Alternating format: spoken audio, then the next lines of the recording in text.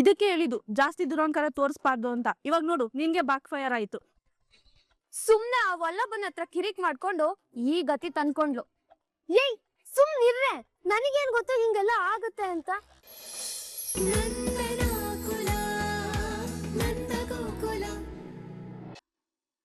ಬನ್ನಿ ನಿಧಾನ. ಅಪ್ಪ ಅಪ್ಪ ಅಪ್ಪ ಏನಾಯ್ತಪ್ಪ? ಏನಾಯ್ತಪ್ಪ? ಬನ್ನಿ. ಅಪ್ಪ ಯಾಕೆ ಕುಂತ ಬರ್ತಾ ಇದ್ದೀರಾ? ಏನಾಯ್ತು? ಬೇಡ ಬೇಡ ಅಂದ್ರೆ ನನ್ನ ಮಾತೆ ಕೇಳಲ್ಲ. ಕಾಲಾಗ ಮುಳ್ಳು ಚಚ್ಕೊಂಡಿದೆ ರಕ್ಷಾ. ಅಪ್ಪ ಏನಪ್ಪ ಇದು? ಏನಾಗಿಲ್ಲ, ಸುಮ್ಮನೆರ. ಏನಾಗಿಲ್ಲ. ಎಷ್ಟು ದೊಡ್ಡ ಮುಳ್ಳು ಕಾಲಕ್ಕೆ ಚಚ್ಕೋದು, ಅದ್ರಲ್ಲಿ ಬೇರೆ ಬರಿಗಾಲಲ್ಲಿ ನಡ್ಕೊಂಡ್ ಬರ್ತಾರೆ. ಆ ಮುಳ್ಳು ಇವಾಗ ಎಷ್ಟು ಒಳಗೆ ಹೋಗಿದ್ಯೋ ಏನೋ, ಏನ್ ಮಾಡೋದು? ಅತ್ತೆ ಹಾಸ್ಪಿಟ್ಲಿಗಾದ್ರೂ ಹೋಗ್ ಬರೋದಲ್ವಾ? ನಾನು ಹೇಳ್ದೆ ಕಣೆ, ಅದನ್ನು ಕೇಳಿಲ್ಲ ಇವರು. ಏನಾಗಿಲ್ಲ ಮೀನಾ, ಒಂದ್ ಸಣ್ಣ ಮುಳ್ಳು ಚುಚ್ಚಿದೆ ಅಷ್ಟೇ. ಇವಳು ಅದಕ್ಕೆ ಹಿಂಗೆಲ್ಲ ಆಡ್ತಾ ಇದ್ದಾಳೆ. ಮಾವ, ಮುಳ್ಳು ಒಳಗಡೆನೆ ಇದ್ರೆ ಸಪ್ಟಿಕ್ ಆಗುತ್ತೆ. ಕೊಡಿ ನಾನ್ ತೆಗಿತೀನಿ. ಬೇಡಮ್ಮ, ನೀ ಸುಮ್ನೆರು, ನಾ ತೆಗಿತೇನೆ. ಒಂದ್ ಪಿನ್ ಕೊಡು ಗಿರೀಶ. ಮಾವ, ಈಗ ನಾನ್ ತೆಗೆದ್ರೆ ಏನಾಗುತ್ತೆ? ಬಿಡಿ. ಅಯ್ಯ ಮೀನಾ, ಬೇಡ ಸುಮ್ನೆ. ಮೊದ್ಲೇ ಅವ್ರಿಗೆ ಶುಗರ್ ಇದೆ, ನಿನಗ್ ಬೇರೆ ಗೊತ್ತಾಗಲ್ಲ. ಒಂದ್ ಹೋಗಿ ಇನ್ನೊಂದಾದ್ರೆ ನಾನೇ ತೆಗಿತೀನಿ. ಅಯ್ಯೋ ಅತ್ತೆ, ನಮ್ಮ ಅಪ್ಪಂಗ್ ಒಂದ್ಸಲ ಇಷ್ಟುದ್ದ ಮುಳ್ಳು ಚುಚ್ಚಿತ್ತು. ಅದೇ ನಾನು ಹೀಗ್ ತೆಗ್ದೆ ಗೊತ್ತಾ? ಈಗ ಪಿನ್ ಕೊಡಿ, ಇಲ್ಲಿ ಕೊಡಿ ಎಂದೆ. ಮೀನಾ ಬೇಡಮ್ಮ. ಅಯ್ಯೋ ಮಾವ, ಮುಜುಗರ ಮಾಡ್ಕೋಬೇಡಿ, ಆರಾಮಾಗಿ ಕುತ್ಕೊಳ್ಳಿ. ಮುಳ್ಳು ಚುಚ್ಚಿ 2 ದಿನ ಆಗಿದ್ರೆ ಸುಣ್ಣ ಹಾಕಿ ತೆಗಿಬೇಕಿತ್ತು, ಆಗ ಈಸಿಯಾಗಿ ಬರ್ತಿತ್ತು. ಈಗ ತಾನೇ ಚುಚ್ಚಿರೋದಲ್ವಾ, ಆರಾಮಾಗಿ ಬರುತ್ತೆ.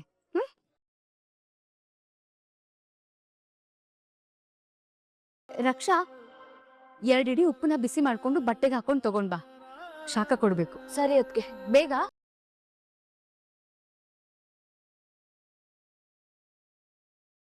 ಹೂ ಆಗ್ತಾ ಇದೆಯಾ? ಅದಕ್ಕೆ ತಗೊಳ್ಳಿ. ಹೊರಟೋಡು.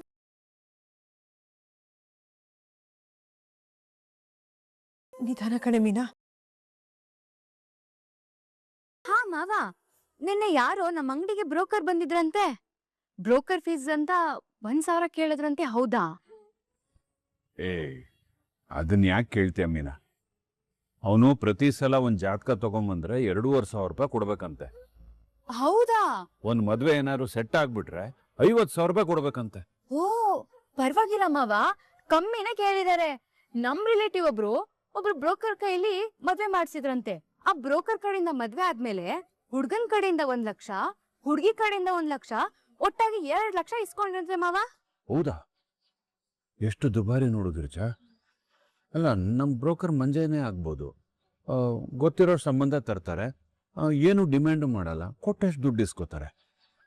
ಹೂ ಮಾವ, ಮ್ಯಾಟ್ರಿಮೋನಿಲ್ ಹುಡ್ಗಿ ಹುಡುಕ್ತಿದೀವಲ್ಲ, ಇನ್ಮೇಲೆ ನಮ್ಗೆ ಯಾವ ಬ್ರೋಕರು ಬೇಡ ಬಿಡಿ.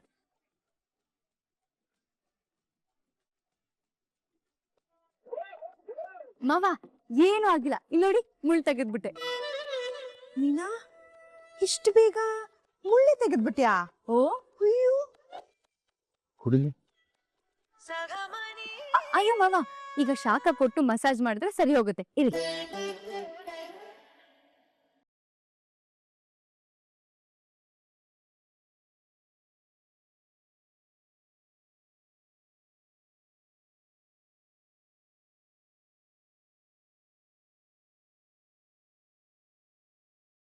ಈಗ ರೆಡಿ ಆಗಿ ಆರಾಮಾಗಿ ಓಡಾಡ್ಬೋದು. ಅಯ್ಯೋ ಮೀನಾ, ನನ್ ಸೊಸೆ ಮುದ್ದು ಅಂದ್ರೆ ಸೊಸೆ ಮುದ್ದು ಕಡೆ. ನೀನು ಎಲ್ಲ ಕೆಲಸ ಮಾಡ್ತೀಯಲ್ಲೇ, ಮನೇಲಿ ಅಡಿಗೆ ಮಾಡ್ತೀಯಾ, ಆಫೀಸ್ಗೆ ಹೋಗ್ತೀಯಾ, ಮುಳ್ಳು ತೆಗಿತೀಯಾ, ಎಷ್ಟು ಜಾಣೆ ಇದೆಯಾ ನೀನು. ಅಯ್ಯೋ ಅತ್ತೆ, ಮುಳ್ಳು ತೆಗಿಯೋದಕ್ಕೆ MBBS ಏನು ಓದ್ಬೇಕಾಗಿಲ್ಲ. ಇಷ್ಟೊಂದು ಯಾಕೆ ಹೊಗಳ್ತಿದ್ದೀರಾ? ನಿನಗೇನೇ ಕಷ್ಟ? ನನ್ ಸೊಸೆನ ನಾನು ಹೊಗಳ್ತೀನಿ, ನಿನಗೇನಾಗ್ಬೇಕಾಗಿದೆ?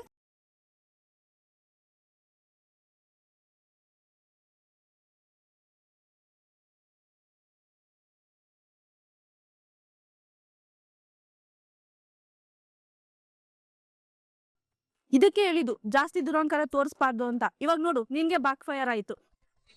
ಸುಮ್ನೆ ಆ ವಲ್ಲಭನ ಹತ್ರ ಕಿರಿಕ್ ಮಾಡ್ಕೊಂಡು ಈ ಗತಿ ತಂದ್ಕೊಂಡ್ಲು. ಏಯ್ ಸುಮ್ನಿರ್ರೆ, ನನಗೇನ್ ಗೊತ್ತು ಹಿಂಗೆಲ್ಲ ಆಗುತ್ತೆ ಅಂತ. ನಮ್ ಕಾಲೇಜಲ್ಲಿ ನನ್ನನ್ ಬಿಟ್ಟು ಬೇರೆ ಯಾರು ಹೀರೋಯಿನ್ ಲೆವೆಲ್ ಇಲ್ಲ ಅನ್ಕೊಂಡಿದ್ದೆ. ಇಷ್ಟಕ್ಕೂ ಯಾವ ಇವಳು ನಿತ್ಯ ಎಲ್ಲಿಂದ ಬಂದ್ಲು? ನೀನ್ ಕಾಮರ್ಸ್ ಆದ್ರೆ ಅವಳು ಸೈನ್ಸ್, ಬ್ರೈಟ್ ಸ್ಟೂಡೆಂಟ್. ಏನು 4 ಲೈನ್ ಡೈಲಾಗ್ ಹೇಳಿದ ತಕ್ಷಣ ಅವಳನ್ ಸ್ಟಾರಾ? ನಾನ್ ಡೈಲಾಗ್ ಎಲ್ಲ ಪ್ರಾಕ್ಟೀಸ್ ಮಾಡಿ ಬಯಕ್ ಮಾಡಿದೀನಿ. ಅವಳು ಇವತ್ ಬಂದಿದ್ದಾಳೆ, ಇನ್ 2 ದಿನದಲ್ಲಿ ಫೆಸ್ಟ್. ಅದೇನ್ ಎಲ್ಲಾ ಡೈಲಾಗು ಕಲಿತಾಳೆ? ಅವಳ ಶ್ರೀದೇವಿ ಸರ್ ಹೀರೋಯಿನ್ ಮಾಡಲ್ಲ, ನೋಡ್ತಾ ಇರಿ. ಅಯ್ಯೋ ಲೂಸು, ಈಗ್ಲಾದ್ರೂ ಅರ್ಥ ಮಾಡ್ಕೊ. ಅವಳು ಸೂಪರ್ ಆಗಿ ಡೈಲಾಗ್ ಹೇಳಿದಾಳೆ. ಶ್ರೀದೇವಿ ಸರ್ ಅವಳನ್ನ ಬಿಟ್ಟು ನಿನ್ನ ಹತ್ರ ಬರೋ ಚಾನ್ಸ್ ತುಂಬಾ ಕಡಿಮೆ. ನಾಟಕ ಏನಾದ್ರೂ ಸೂಪರ್ ಆಗಿ ಫಸ್ಟ್ ಪ್ರೈಸ್ ಬಂತು ಅನ್ಕೋ, ಇವಾಗ ನಾಟಕಕ್ಕೆ ಹೀರೋಯಿನ್ ಆಗಿರೋ ಅನಿತ್ಯ ಇಡೀ ಕಾಲೇಜ್ಗೆ ಹೀರೋಯಿನ್ ಆಗ್ತಾಳೆ. ಹಂಗಿದ್ರೆ ಏನ್ ಮಾಡೋದೀಗ? ಅಮ್ಮು, ಈಗ ನಿಂಗೆ ಬೇರೆ ದಾರಿನೇ ಇಲ್ಲ. ಸೀದಾ ಶ್ರೀದೇವಿ ಸರ್ ಹತ್ರ ಹೋಗ್ಬಿಟ್ಟು ಈ ನಾಟಕ ನಾನೇ ಮಾಡ್ತೀನಿ ಅಂತ ಹಠ ಮಾಡು, ರಿಕ್ವೆಸ್ಟ್ ಮಾಡ್ಕೊ.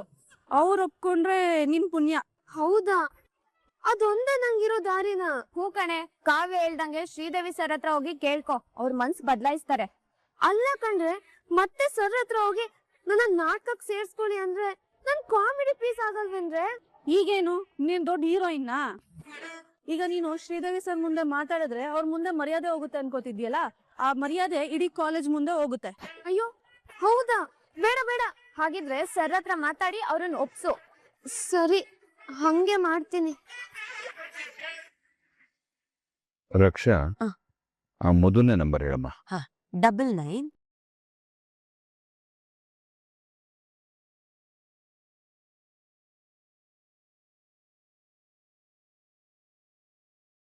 ಹಲೋ. ಹಲೋ ಶೇಖರ್ ಅವರೇ, ನಮಸ್ಕಾರ.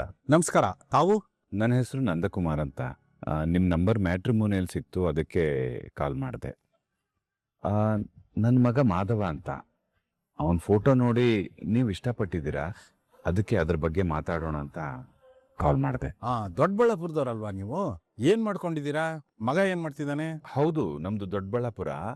ಇಲ್ಲಿ ಗಿರಿಜಾ ಸ್ಟೋರ್ ಅಂತ ನಮ್ದು ದೊಡ್ಡದು ಕಿರಾಣಿ ಅಂಗಡಿ ಇದೆ.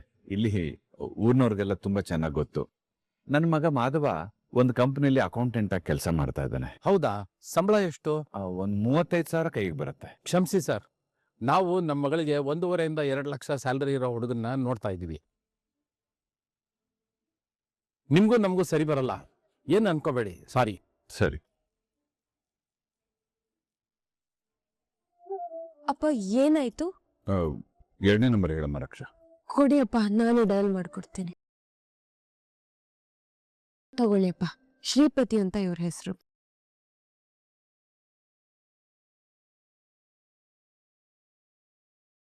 ಹಲೋ, ನಮಸ್ಕಾರ. ನನ್ನ ಹೆಸರು ನಂದಕುಮಾರ್ ಅಂತ. ಮ್ಯಾಟ್ರಿಮೋನಿಯಲ್ಲಿ ನಿಮ್ಮದು ನಂಬರ್ ಸಿಕ್ತು, ಅದರಲ್ಲಿ ನಿಮ್ಮ ಮಗಳು ಫೋಟೋ ನಾವು ನೋಡಿದ್ವಿ. ನನ್ನ ಮಗನಿಗೆ ನಾವು ಹೆಣ್ಣು ನೋಡ್ತಾ ಇದ್ದೀವಿ. ಅವನ ಹೆಸರು ಮಾಧವ ಅಂತ. ಹೌದಾ? ಏನ್ ಮಾಡ್ಕೊಂಡಿದ್ದಾರೆ ಹುಡುಗ? ಅವನೊಂದು ಕಂಪ್ನಿಯಲ್ಲಿ ಅಕೌಂಟೆಂಟ್ ಆಗಿ ಕೆಲಸ ಮಾಡ್ತಾ ಇದ್ದಾನೆ. 35,000 ರೂಪಾಯಿ ಸಂಬಳ ಬರುತ್ತೆ. ಓ, ಒಳ್ಳೆ ದುಡ್ಮೆನೆ ನೋಡಿ. ನನಗೂ 3 ಜನ ಹೆಣ್ಮಕ್ಳು. ಮೊದಲನೇವಳು ಅಮೆರಿಕದಲ್ಲಿ ಸೆಟ್ಲ್ ಆಗಿದ್ದಾಳೆ. 2ನೇವಳು ಮೊದಲೇ ಆಸ್ಟ್ರೇಲಿಯಾದಲ್ಲಿದ್ಲು. ಆಸ್ಟ್ರೇಲಿಯಾದಲ್ಲೇ ಸೆಟ್ಲ್ ಆಗಿರೋ ಬೆಂಗಳೂರು ಹುಡುಗನ್ನೇ ನೋಡಿ ಮದುವೆ ಮಾಡಿದೀವಿ. ಓ ಹೌದಾ? ಅಂದಾಗೆ ನೀವಿರೋದು? ನಾವು ದೊಡ್ಡಬಳ್ಳಾಪುರದಲ್ಲಿರೋದು. ನಿಮ್ಮ ಮಗ ನಿಮ್ಮ ಜೊತೆನೆ ದೊಡ್ಡಬಳ್ಳಾಪುರದಲ್ಲಿದ್ದಾರಾ? ಹೌದು, ನನ್ನ ಜೊತೆನೇ ಇದ್ದಾನೆ. ಸರಿ ಸರಿ. ಆದ್ರೆ ನಮ್ಮ ಮಗಳಿಗೆ ಹೊರದೇಶದಲ್ಲಿರೋ ಹುಡುಗನ್ನೇ ಹುಡುಕ್ತಾ ಇದೀವಿ ಸರ್. ಹೌದಾ? ಸರಿ. ಅಪ್ಪ, ಏನಾಯ್ತಪ್ಪ? ಇದು ಓಕೆ ಆಗಿಲ್ವಾ ಅಪ್ಪ? ಮಾವ, ಇದು ಓಕೆ ಆಗ್ಲಿಲ್ಲ ಅಂದ್ರೆ ಬೇಡ, ಇನ್ನೊಂದ್ ನಂಬರ್ ಇದೆಯಲ್ಲ ಅದಕ್ಕೆ ಡಯಲ್ ಮಾಡಿ, ಅದು ಓಕೆ ಆದ್ರೂ ಆಗ್ಬೋದು. ಬೇಡ ಮೀನಾ, ನಾನು ಮತ್ತೆ ಅವ್ರಿಗೆ ಫೋನ್ ಮಾಡೋದು, ಅವರು ಇನ್ನೇನೋ ಕಾರಣ ಹೇಳಿ ಈ ಸಂಬಂಧ ಬೇಡ ಅನ್ನೋದು, ನಂಗೆ ಅದನ್ನೆಲ್ಲ ಕೇಳಿಸ್ಕೊಳಕ್ಕಾಗಲ್ಲಮ್ಮ, ಬೇಜಾರಾಗುತ್ತೆ.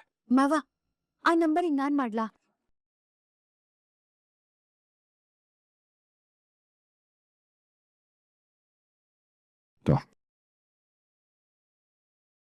ರಕ್ಷಾ, ನಂಬರ್ ಹೇಳು. ಹಾ ಅದಕ್ಕೆ 98.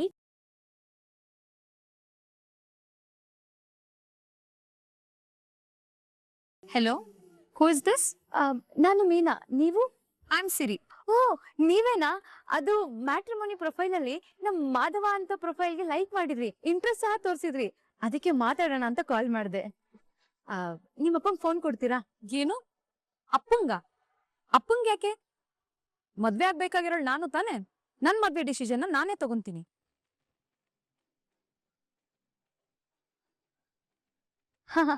ಅದು ನಿಜಾನೇ. ನಿಮ್ ಬಗ್ಗೆ ಸ್ವಲ್ಪ ಹೇಳ್ಬೋದಾ? ಫಸ್ಟ್ ಆಫ್ ಆಲ್ ನೀವ್ ಯಾರು ಅಂತ ಹೇಳಲೇ ಇಲ್ಲ. ಹುಡುಗಂಗ್ ನೀವೇನಾಗ್ಬೇಕು? ನಾನು ಮಾಧವ ಅವ್ರ ನಾದ್ನಿ. ಹೋ, ಓಕೆ.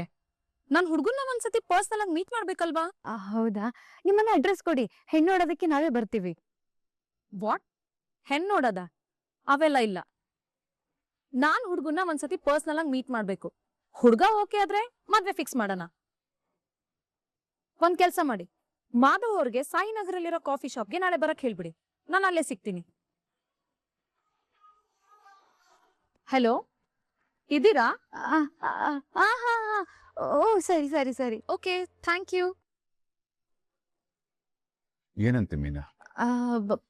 ಮಾವ, ಹುಡ್ಗಿನೇ ಫೋನ್ ಪಿಕ್ ಮಾಡಿದ್ಲು. ಮಾಧವ ಭಾವನ್ನ ಮೀಟ್ ಮಾಡ್ಬೇಕಂತೆ, ಕಾಫಿ ಶಾಪಿಗೆ ಬರಕ್ ಹೇಳಿದ್ದಾಳೆ. ಏನು, ಅವಳು ಮಾಧವನ ಮೀಟ್ ಮಾಡ್ಬೇಕ? ಯಾಕೆ, ಅವ್ರ ಅಪ್ಪ ಅಮ್ಮ ಇಲ್ವಾ? ಹಾಗಲ್ಲ ಮಾವ, ಮೊದ್ಲು ಅವಳು ಹುಡುಗನ್ ನೋಡ್ಬೇಕಂತೆ, ಆಮೇಲೆ ಉಳ್ದಿದ್ದೆಲ್ಲ ಅನ್ನೋ ತರ ಹೇಳಿದ್ಲು. ಹಾಗಿದ್ರೆ ಈ ಸಂಬಂಧ ಬೇಡ. ಯಾಕ್ ಮಾವ? ಮತ್ತಿನ್ನೇನ್ ಮೀನಾ, ಮದುವೆ ಅನ್ನೋದು ದೊಡ್ಡವ್ರ ಸಮ್ಮುಖದಲ್ಲಿ ಆಗಬೇಕು. ಅವ್ರವ್ರೇ ತೀರ್ಮಾನ ಮಾಡೋದು ಅಂದ್ರೆ ಏನು? ನಂಗೆ ಇವೆಲ್ಲ ಇಷ್ಟ ಆಗೋದಿಲ್ಲ. ಹೌದು, ನನಗೂ ಹಾಗೆ ಅನ್ನಿಸ್ತಾ ಇದೆ. ಅಪ್ಪ ಅಮ್ಮ ನೋಡಿ ಮಾತಾಡಿ ಮುಂದುವರ್ಸಿದ್ರೇನೆ ಚಂದ. ಮದುವೆಗೆ ಅದರದೇ ಆದ ಪದ್ಧತಿಗಳಿರುತ್ತೆ ಕಣೆ. ಅಯ್ಯೋ ಅತ್ತೆ, ಹಾಗಲ್ಲ. ಈಗ ಕಾಲ ಬದಲಾಗಿದೆ. ಹುಡುಗಿರು ಅವ್ರ ಮದ್ವೆನ ಅವರೇ ನಿರ್ಧಾರ ಮಾಡ್ಕೊಳ್ಳೋಷ್ಟು ಮುಂದುವರೆದಿದ್ದಾರೆ. ಅದ್ರ ಅರ್ಥ ಅವ್ರು ತುಂಬಾ ಜೋರು ಸರಿ ಇಲ್ಲ ಅಂತ ಅಲ್ಲ ಅತ್ತೆ. ಅದ್ರ ಅರ್ಥ ಅವ್ರು ಅಷ್ಟು ಮೆಚೂರ್ಡ್ ಆಗಿ ಯೋಚನೆ ಮಾಡ್ತಾರೆ ಅಂತ. ಮತ್ತೆ ಅವ್ರ ಅಪ್ಪ ಅಮ್ಮನೂ ಅಷ್ಟೇ, ಮಕ್ಳಿಗೆ ಅಷ್ಟೇ ಸ್ವತಂತ್ರ ಕೊಟ್ಟಿರ್ತಾರೆ. ನಮಗ್ ಬೇಕಾದನ್ನ ನಾವೇ ನೋಡಿ ಆಯ್ಕೆ ಮಾಡ್ಕೊಳ್ಳೋದಷ್ಟೇ. ಇದ್ರಲ್ಲಿ ತಪ್ಪೇನಿದೆ? ಯಾವ್ದಕ್ಕೂ ಒಂದ್ಸಲ ಬಾಬಾ ಹುಡ್ಗಿನ ಮೀಟ್ ಮಾಡಿ ಬರ್ಲಿ. ಏನಂತೀರ ಬಾಬಾ? ಅಯ್ಯೋ, ನನ್ಗಂತೂ ಏನ್ ಹೇಳ್ಬೇಕು ಅಂತಾನೆ ಗೊತ್ತಾಗ್ತಾ ಇಲ್ಲ. ಅಣ್ಣ, ನೀನು ಹುಡುಗಿ ಒಂದ್ಸಲ ಭೇಟಿ ಮಾಡಿದ್ರೆ ತಪ್ಪೇನಿಲ್ಲ ಅಲ್ವಾ ಅಪ್ಪ? ಮಾವ, ತಪ್ಪೇನಿಲ್ಲ ಮಾವ. ಒಂದ್ಸಲ ಬಾಬಾ ಹುಡ್ಗಿನ ಮೀಟ್ ಮಾಡ್ಕೊಂಡ್ ಬರ್ಲಿ. ಒಪ್ಕೊಳ್ಳಿ ಮಾವ, ಪ್ಲೀಸ್. ಏನೋ, ನನಗಂತೂ ಇದೆಲ್ಲ ಇಷ್ಟ ಇಲ್ಲ. ನೀನು ಹೇಳ್ತಾ ಇದೀಯ ಅಂತ ಒಪ್ಕೋತೀನಿ.